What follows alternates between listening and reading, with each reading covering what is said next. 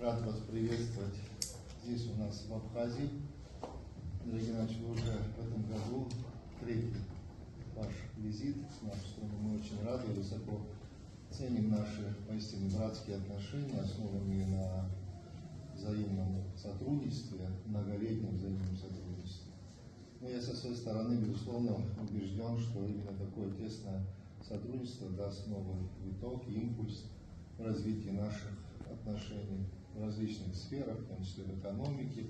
Торгово-экономическое сотрудничество будет укрепляться, культура, наука.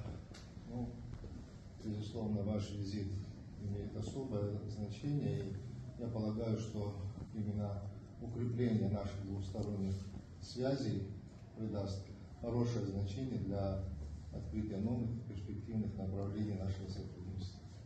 Добро пожаловать, коллеги. Большое спасибо за визит.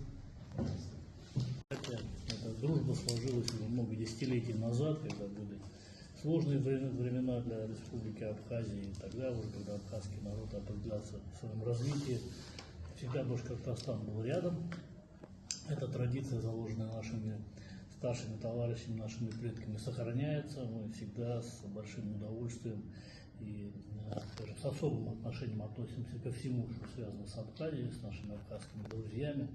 Поэтому любая задача, которая ставится главой Республики Российской, конечно, в целом, которая ставится нашей страной по поддержке Абхазской Республики, абхазского народа, безукоснительно выполняется. Это одно из приоритетных направлений.